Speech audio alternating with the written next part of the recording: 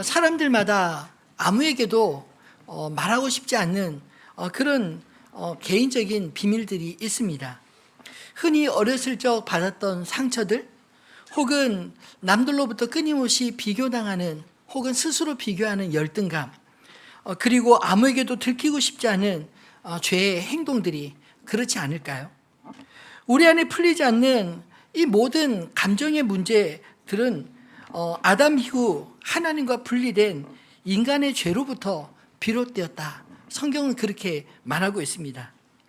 이 죄는 단지 자신뿐만 아니라 타인이 범하는 죄까지 포함해서 발생하는 모든 잘못된 잘못들을 말하는 것입니다. 우리는 흔히 나만 잘하면 아무 문제 없을 것 같다 이렇게 생각할지 몰라도 그렇지 않습니다. 요즘 빌라왕 사기로 피해 입은 사람들이 많다고 하는데, 사기꾼들에게는 순진한 사람들을 꿰는 아주 특별한 기술이 있는 것 같습니다. 특별히 죄책감은 주로 피해자보다 가해자 쪽에서 생기는 마음이 아닐까요? 죄책감은 죄의 흔적 때문에 생기기도 하고, 죄를 지은 사람이라는 증거로 죄책감이 또 남지 않겠습니까? 또 죄책감은 죄에 대한 자각으로, 죄책감을 갖는다는 것은 죄된 행위에 대해 회의감을 갖기 때문입니다. 죄를 지어도 만약 죄책감을 느끼지 못한다면 얼마나 무섭고 화가 날까요? 죄책감은 스스로 자신에게 벌을 주는 마음이기도 한데, 죄책감을 심하게 앓는 사람을 보면 이미 그 벌을 받은 것처럼 보여서 긍휼한 마음이 들지 않습니까? 근데 반대로 자기가 뻔히 죄를 지었음에도 불구하고 자기 죄를 인정하지 않고 죄책감을 보이지 않는 사람을 보면 화가 납니다. 어떻게 그럴 수 있느냐라는 마음이 다들 있으리라 생각합니다. 그런 사람은 사회가 죄에 대해 정당한 대가를 치르게 하는 것, 이게 정의 아닐까요? 죄책감은 이렇듯 죄에 대해 자각하고 후회하는 마음이지만 죄책감 자체가 회개는 아닙니다. 회개는 단지 후회하는 마음을 넘어서 돌이키는 행동을 포함하기 때문이죠. 그럼에도 불구하고 죄책감은 우리를 회개의 자리, 주님 앞으로 인도하는 역할을 합니다. 그러나 항상 이 죄책감이 긍정적인 역할만 하는 것은 아닙니다. 죄책감은 때로는 사단에게 빌미를 주고 하나님께 스스로 멀어지도록 하거나 계속해서 죄의 종로를 하게 만들어 죄에서 돌이키는 것이 아니라 더 깊이 죄에서 헤어나오지 못하게 만들기도 하는 것입니다. 오늘 우리가 읽은 본문의 내용은 인간이라면 모두가 공감할 수 있는 죄로 인해 절망하는 한 인간의 절규의 내용을 담고 있습니다. 오늘 이 말씀은 단지 바울 자신의 개인적인 고백을 이야기하는 게 아닙니다. 하나님의 법과 죄의 법 사이에 끼어 신음하고 있는 사람들을 향한 절망과 동시에 소망의 이야기를 하고 있습니다. 우리가 지난주에 살펴본 그 말씀을 통해서 저는 율법을 마치 신호등 같다 이렇게 설명드린 것 기억하시나요? 신호등이 있을 때와 없을 때의 차이 여러분 경험해 보셨나요? 제가 한 20년쯤 캄보디아 단기 선교를 갔다가 그곳에 그 교통난을 보고 경악을 금치 못한 적이 있었습니다. 신호등이 없는 커다란 길에 사람과 자전거와 오토바이와 차가 그냥 함께 지나가는 겁니다. 근데 어떻게 그 사거리에 그 사고 안 나고 요리조리 가는지 서로 그냥 눈치 보고 이렇게 움직이는데, 근데 여지없이 그 눈치가 서로 맞지 않으면 사고가 나는 겁니다. 제가 머물렀던 그 짧은 기간 동안에도 교통사고 난 현장들을 몇 번이나 보았습니다. 주로 오토바이가 끼리 부딪히거나 또 차량 부딪혀서 넘어져 있는 그런 사람들 볼 때 이 신호등이 참 중요하구나 하는 생각이 들었습니다. 그런데 만약 신호를 어기고 잘못한 사람이 신호를 잘 지킨 사람을 뭐라고 하거나, 아니 왜 여기 신호등에 있어서 내가 이렇게 사고 나게 만들었어, 뭐 이렇게 말을 한다면 그게 당연한 것일까요? 마치 신호를 무시하고 사고 낸 사람이 신호등을 탓하듯 오늘 본문에 보면 하나님의 법을 어긴 사람이 율법을 탓할 수 있느냐 이렇게 묻는 말로 시작하고 있습니다. 7절과 13절 내용에 특별히 그럴 수 없느니라 라는 말씀이 있는데 어떤 내용인지 한번 같이 볼까요? 7절 13절 읽겠습니다. 그런즉 우리가 무슨 말을 하리요? 율법이 죄냐? 그럴 수 없느니라. 율법으로 말미암지 않고는 내가 죄를 알지 못하였으니 곧 율법이 탐내지 말라 하지 아니하였더라면 내가 탐심을 알지 못하였으리라. 13절입니다. 그런즉 선한 것이 내게 사망이 되었느냐? 그럴 수 없느니라. 오직 죄가 죄로 드러나기 위하여 선한 그것으로 말미암아 나를 죽게 만들었으니 이는 계명으로 말미암아 죄로 심히 죄되게 하려 함이라. 아멘. 율법이 죄냐? 그럴 수 없느니라. 선한 것이 내게 사망이 되었느냐? 그럴 수 없느니라. 사실 이 그럴 수 없느니라 이 표현은 그렇지 않다라는 말이죠. 오늘 바울이 율법주의자들의 경직된 사고를 지적하면서 율법 아래 살아가는 사람들의 문제를 그 앞장인들에서 지적하고 있지만 그렇다고 해서 율법 자체가 악하다 혹은 율법이 죄다 율법이 무익한 것이다 이렇게 말할 수 있느냐? 그럴 수 없다라고 단호하게 말하고 있는 것입니다. 왜냐하면 율법으로 말미암지 않고는 무엇이 죄인지 알지조차 모르기 때문이며 또 율법 때문에 무엇이 죄인지 정확하게 잘 드러나 보이기 때문이다. 이렇게 말을 하는 것입니다. 바울은 그것을 우리 안에 두 개의 법으로 설명하고 있습니다. 25절 마지막에 보면 그런즉 내 자신이 마음으로는 하나님의 법을 육신으로는 죄의 법을 섬기노라. 이 표현도 참 이상하지 않나요? 하나님의 법만 섬기는 게 아니라 마음으로는 하나님의 법을 섬기고 육신으로는 죄의 법을 섬긴다. 이것이 당연한 것일까요? 그렇지 않습니다. 갈라디아서 5장 17절에도 동일한 문제를 다루고 있는데 뭐라고 설명하는지 한번 들어볼까요?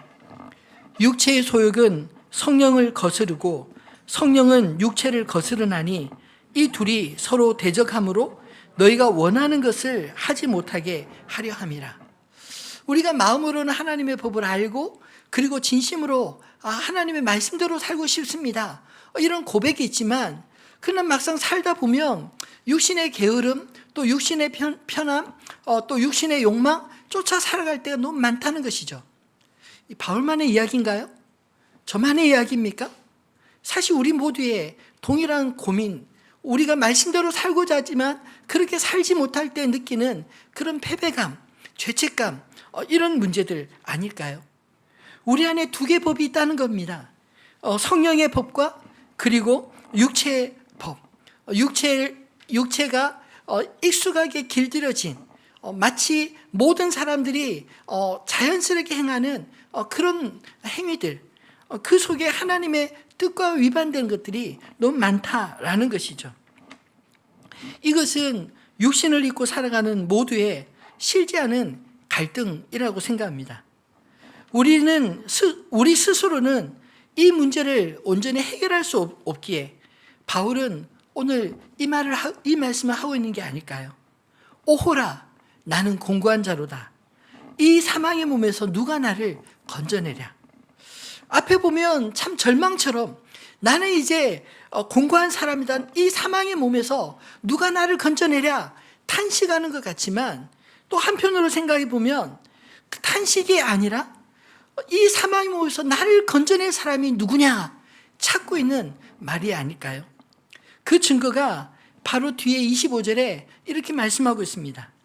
우리 주 예수 그리스도로 말미암아 하나님께 감사리로다. 비록 마음으로는 하나님의 법을 따르고 싶지만 육신으로는 죄의 법을 섬기는 그런 갈등 속에서 그럼에도 불구하고 감사할 수 있는 것, 그것은 그리스도 예수로 말미암아 우리가 하나님 앞에 감사할 수 있다는 것입니다. 저는 오늘 이 말씀을 통해서 저와 여러분의 고백이 24절에 탄식에 머무르는 삶이 아니라 25절에 그리스도 예수로 말미암아 하나님께 감사하는 자리로 나아갈 수 있기를 주님의 이름으로 축원합니다. 바울이 말하고자 하는 내 안에 풀리지 않는 이 감정, 육신이 죄의 법을 섬길 때 찾아오는 죄책감이 오히려 우리에게 주는 유익도 있습니다. 어떤 유익이 있을까요? 첫 번째로 죄책감은 내가 죄인인 것과 내가 구원이 필요한 사람인 것을 깨닫게 하는 역할을 한다는 것입니다. 여러분, 몸이 아픈 사람이 희망을 가질 수 있는 것은 내 병을 고칠 수 있는 의사와 약이 있을 때 가능하지 않을까요? 그런데 몸은 아픈데 도대체 어디가 문제인지 원인을 찾지 못하고 또 원인을 알아도 그것을 치료할 약과 의사도 없다면 얼마나 위태하고 힘들까요? 인간이라면 누구나 겪고 있는 마음에 풀리지 않는 응어리, 죄로부터 발생한 모든 파생된 문제들은 사실 그 원인과 해결 방법이 전혀 없는 게 아닙니다. 하나님께서 이미 성경을 통해서 우리에게 끊임없이 말씀해 오셨는데 문제는 우리가 도무지 귀를 기울여 듣지 않아 모르는 사람들이 많다는 겁니다. 이 죄책감을 어떻게 극복해야 될지 알지 못해서 그 죄책감을 안고 살아가는 사람들, 심지어 예수를 믿노라 하면서도 죄로 깊이 사로잡힌 사람들이 얼마나 많은지 모른다는 것이죠. 성경은 분명하게 모든 인간의 영혼의 질병의 근원을 하나님을 떠난 죄 때문임을 명확하게 말씀하고 있습니다.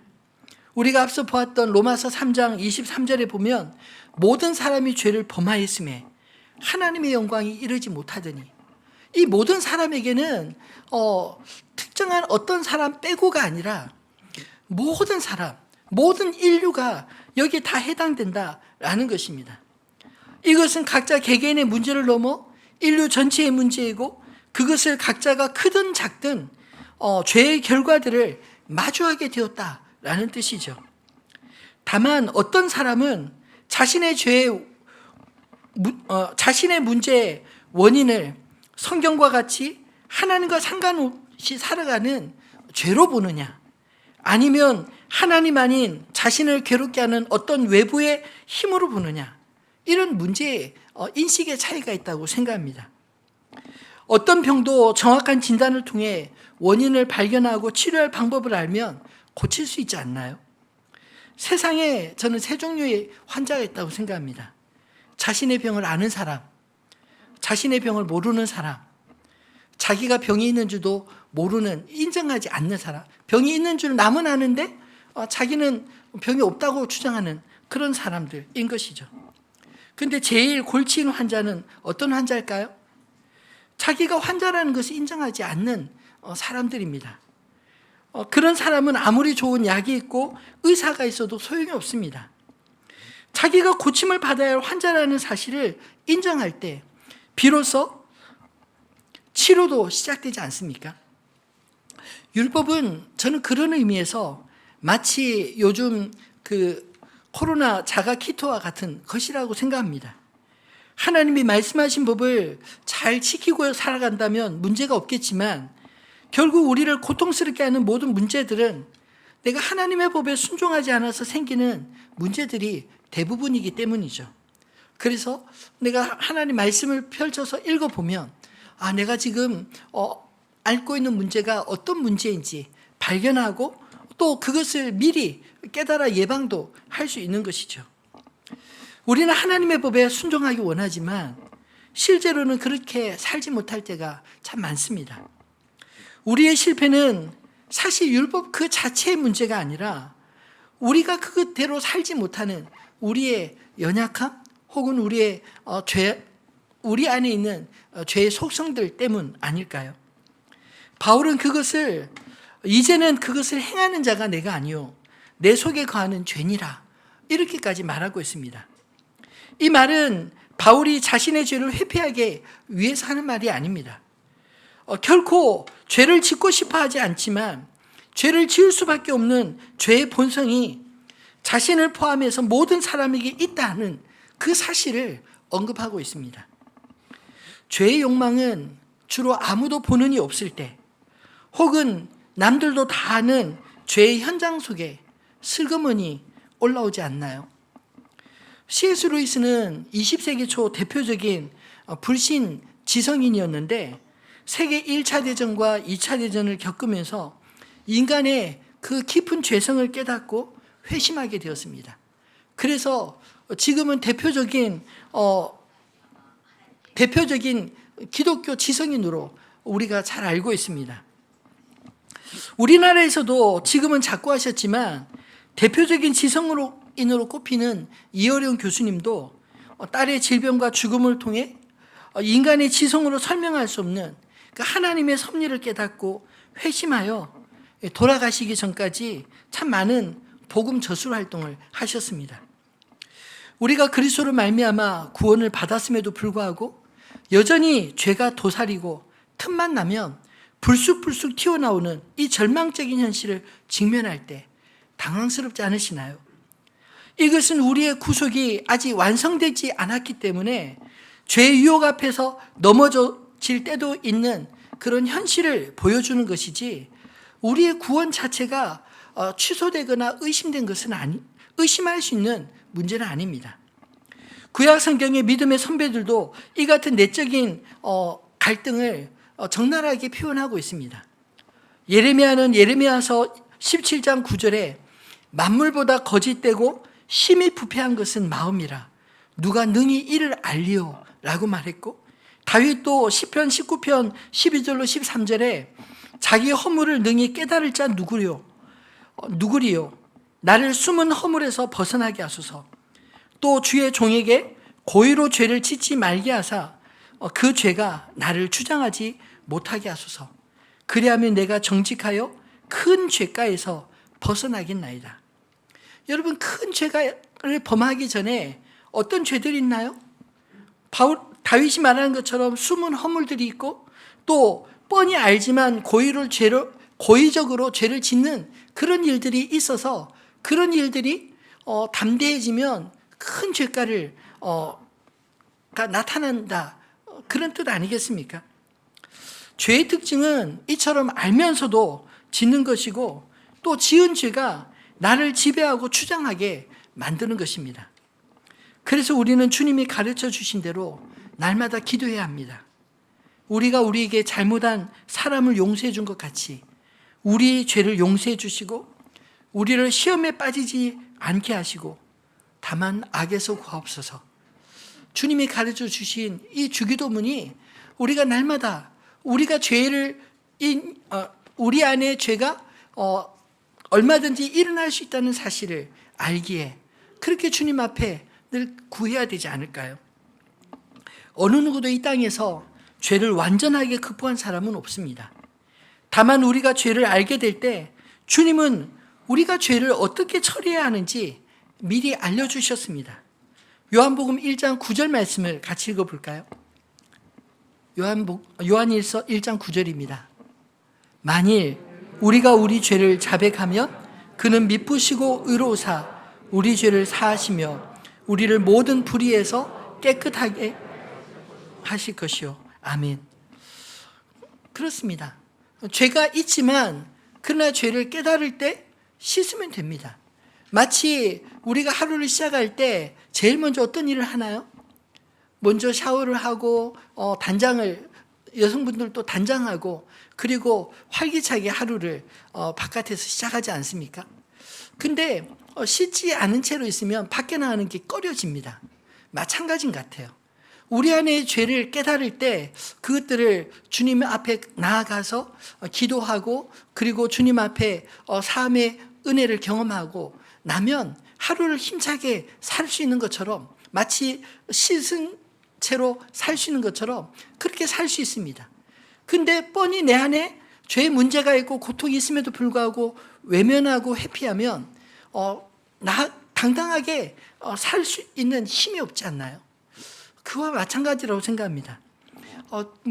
하루를 살면서 먼지 뒤집어 쓸 수 있죠. 마치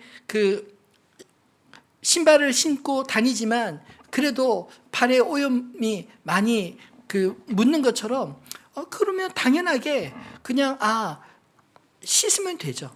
씻으면 되는 것을 씻지 않으면서 나는 왜 이렇게 지저분할까? 이렇게 고민하는 건 이상하지 않나요? 그렇습니다. 성경은 분명하게 우리가 죄인이라는 것도 지적하고 알려주지만 동시에 우리 죄를 그리스도께서 십자가 이미 사해 주셨음을 우리에게 약속을 말씀해 주셨습니다.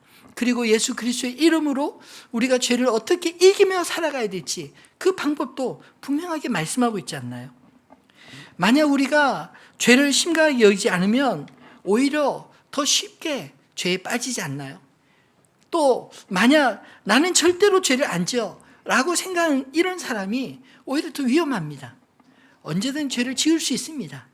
그러나 그 사실을 깨달을 때 더 조심할 수 있는 것이고 그 죄를 지을 수 있다는 사실을 인정할 때 죄 앞에서 굴복하는 것이 아니라 빨리 깨닫고 주님 앞에 회개하고 또 빨리 돌이킬 수 있는 그런 마음들이 생기지 않을까요? 사도 베드로는 우리가 죄의 현실을 직면하고 살도록 또 이렇게 말하고 있습니다.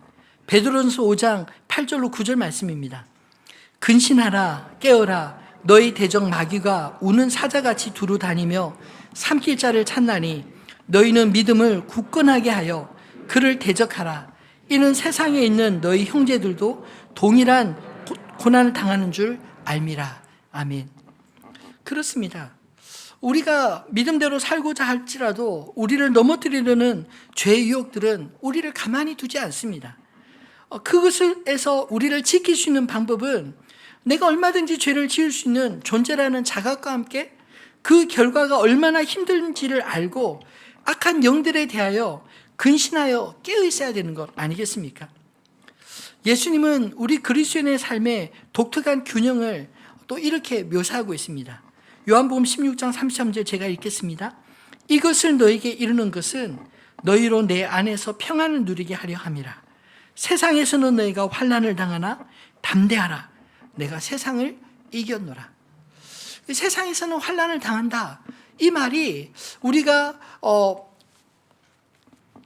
믿는 자로서 핍박을 받을 수도 있고 또 그 다른 죄인으로 말미암아 우리가 죄로부터 공격을 당할 수도 있고 그 여러 가지 방법은 다르지만 그러나 세상의 삶이 결코 녹록지 않다라는 현실을 말씀하고 있지 않나요? 그럼에도 불구하고 주님은 담대하라고 말씀하셨습니다. 왜요? 내가 세상을 이겼노라. 우리가 그리스도 예수 안에 있기 때문인 줄 믿으시기를 바랍니다. 그리고 주님은 그 안에서도 우리가 평안을 누리기 위해서 이 말씀을 미리 하고 있습니다. 우리에게 아무런 도전이 없는 게 아니라 도전이 있지만 그 도전이 우리를 굴복시키고 우리를 넘어뜨리는 것이 아니라 오히려 주님 앞에 더 담대하게 나오게 만든다는 그 사실을 기억하시기를 주님의 이름으로 부탁드립니다. 두 번째로 이처럼 죄책감의 유익은 나를 죄를 자각할 뿐만 아니라 그리스도께로 인도하는 역할을 하기 때문입니다. 내 영혼이 죽을 수밖에 없는 병이 들었다는 사실을 알게 되면 오히려 문제는 더 간단하지 않나요?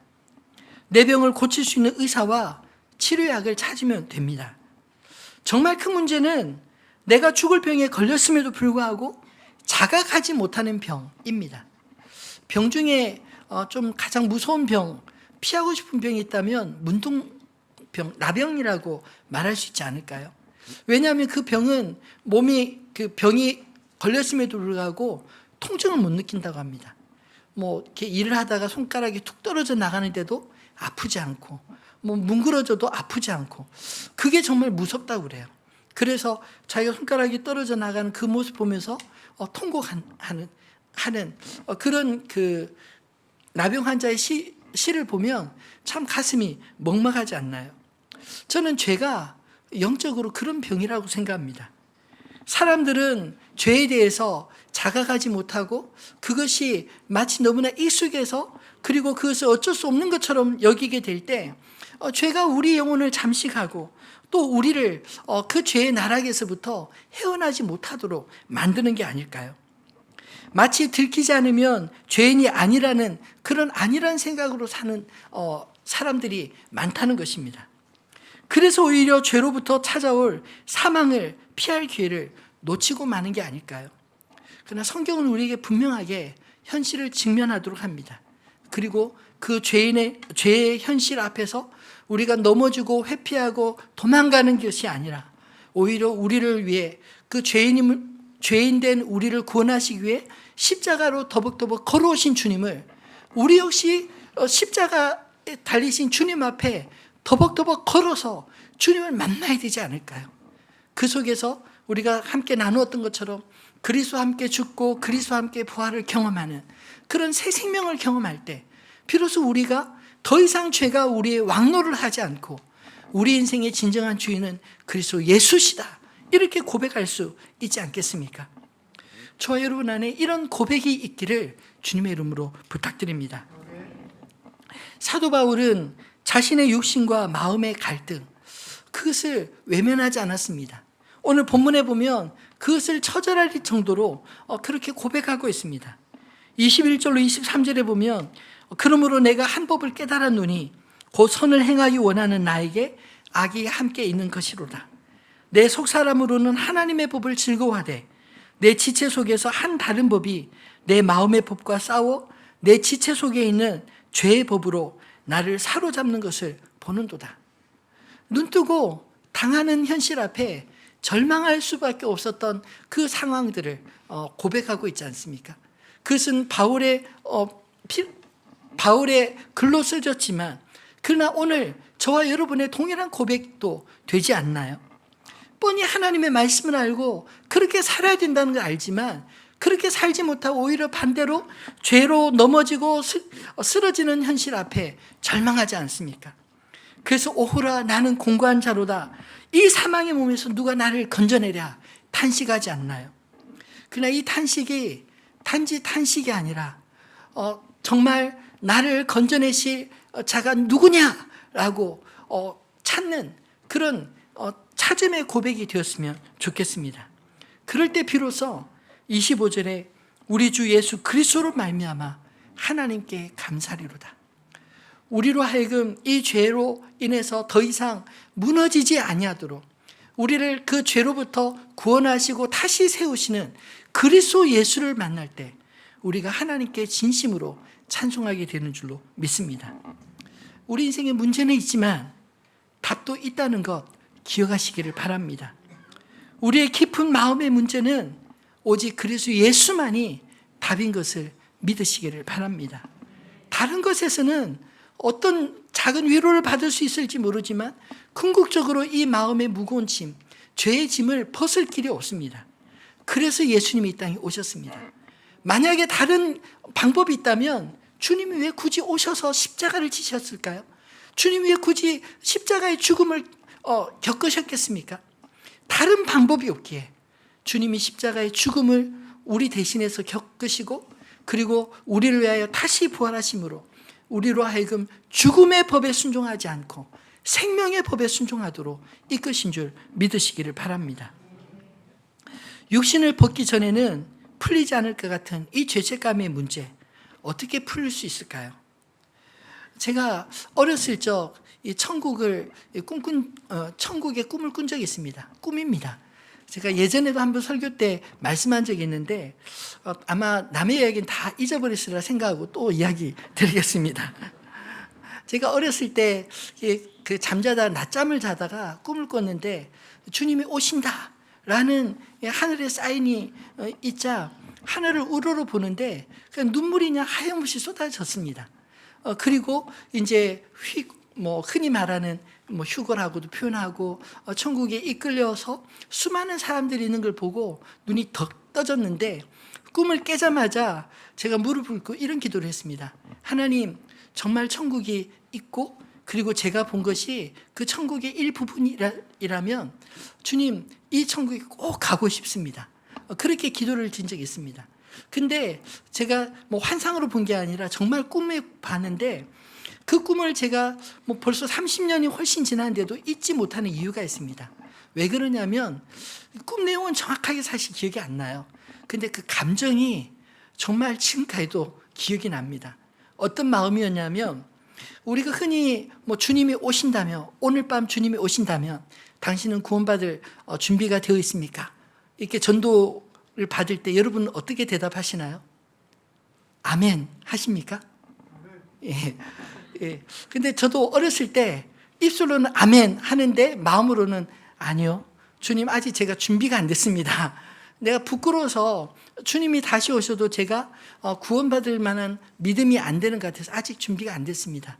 할 수만 있거든 제가 좀 잘 준비되면 오십시오. 이런 마음이었습니다. 여러분 그렇지 않으신가요? 그런데 제가 그 꿈에서 확실하게 바뀌었던 건 무엇이냐면 사실 우리는 내가 잘 준비돼야 내가 죄가 없어야 온전해져야 내가 주님을 영접하리라 이렇게 생각할지 모르지만 사실은 그 꿈의 내용은 그게 아니었습니다. 주님이 오신다라고 할 때 눈을 들어 우를 보는데 어떤 마음이었냐면 마치 놀이동산에 아이 데리고 갔다가 아이를 노는데 정신 팔려서 엄마를 잊어버렸다고 생각해 보십시오. 그러면 어떤 마음일까요? 수많은 사람들이 있어도 내 엄마 아빠를 찾지 못하면 불안합니다. 두렵습니다. 그래서 엄마 찾아달라고 엉엉 울면서 통곡하지 않을까요? 그러다가 엄마도 아빠도 이제 아이 잃어버린 것을 알고 찾았을 때 이 아이 반응은 어떨까요? 이제 엄마를 만났으니까 아빠를 만났으니까 안심하고 방긋방긋 웃으면서 아빠 저 잘 있었어요 이렇게 말할까요? 아니면 막 너무 서러움에 북받쳐서 엉엉 울면서 왜 나 떼는 놨냐고 나 두고 나 찾지 않았느냐고 막 통곡하며 울지 않겠습니까? 근데 제가 그때 그 울음의 느낌이 딱 그 느낌이었습니다. 주님 왜 이제 오십니까? 예전 같으면 주님 빨리 오지 마십시오 이런 마음이었는데 주님 왜 이제 오십니까? 제가 육신을 입고 있으면서 겪었던 그 수많은 육신의 한계들, 고통들, 죄책감 이런 모든 것들로부터 주님 제가 얼마나 고통받고 있는지 주님 아시나요? 주님 왜 이제 오십니까? 마라나타 주님 빨리 오십시오. 이런 간절한 마음이 저도 모르게 터져 나오면서 그렇게 주님을 만나는 느낌이었습니다. 그리고 나니까 내가 이 땅에서 완벽해야 주님을 만난 게 아니라 내 안에 비록 죄책감과 내 안에 해결되지 않는 수많은 문제들이 있다 할지라도 그것이 내 안에 영적인 고통이구나. 그리고 그것이 주님을 향한 간절한 갈망이구나. 내가 정말로 주님을 간절히 찾고 있구나. 이 고통으로부터 주님 빨리 해소해 주시기를, 빨리 주님 오시기를 갈망하고 있구나. 이 사실을 깨닫게 되었습니다. 여러분 한번 생각해 보십시오. 우리가 잠자다가도 주님 맞을 수 있고 뭐 여러 가지 다른 일을 하다가 주님 맞을 수 있고 뭐 딴짓 하다가 주님 맞을 수도 있잖아요. 근데 주님 오실 때 항상 단정하게 눈 또록또록 뜨고 화장하고 예쁘게 하고 있을 때만 주님 맞아야 될까요? 그렇지 않습니다. 주님이 언제 오실지는 아무도 모르지만 그러나 중요한 것은 깨어있어라 이 말이 뭐 밤새도록 잠자지 말고 그 보초서라 이런 의미가 아니라 주님 앞에 사모하고 기다리라 이런 뜻 아니겠습니까? 주님이 언제 오실지라도 내 안에 그런 사모함이 있을 때 주님 맞이하게 될 줄로 믿으시기를 바랍니다. 여러분 그래서 우리가 내가 얼마나 완벽한가 이것이 주님 앞에 설 수 있는 이유가 아니라 내가 비록 부족함에도 불구하고 그리고 또 내가 연약함에도 불구하고 나를 자녀 삼으신 아버지 되신 주님을 만나는 그런 기다림, 그런 갈급함. 내 안에 여러 가지 어려움이 있을 때 오히려 더 부모 생각이 나지 않나요? 예를 들면 뭐 그 대학교 다닐 때 뭐 집에서 멀리 떠나서 자취하고 그런 모든 거를 밥도 혼자 해 먹고 뭐 이것저것 다 혼자 할 때 외로움과 또 그 불편함들이 있을 때 또 남자들은 군대 가면 왠지 부모님 생각나지 않나요? 평상시는 못 느꼈던 그런 느낌. 여러분 우리가 이 땅에서 주님의 자녀로 살아간다는 것은 하나님을 그렇게 인식하고 기억하고 하나님을 그렇게 보고 싶어하는 마음들이 있지 않을까요? 저는 이것이 구원받은 자의 특징이라고 생각합니다. 얼마나 죄를 안 짓느냐, 얼마나 완벽하냐 이것보다 주님을 기다리는 마음, 그 마음으로 기다릴 때 주님 오실 때 그 마음으로 주님을 맞이하고 요한계시록의 말씀처럼 우리 눈에 눈물을 닦아주시리라. 우리의 슬픔을 닦아주실 그 주님을 맞이하게 될 줄 믿습니다. 말씀을 맺겠습니다. 여러분 율법을 탓하지 마십시오. 오히려 율법을 알면 알수록 우리의 마음에 또 여전히 이게 죄구나, 죄가 더 많아진 것처럼 느껴질 수 있을지 모르지만, 하나님의 법은 우리를 그 율법으로 가두기 위한 것이 아니라 하나님의 뜻을 보여주시는 것입니다. 그리고 하나님의 뜻은 거룩하십니다.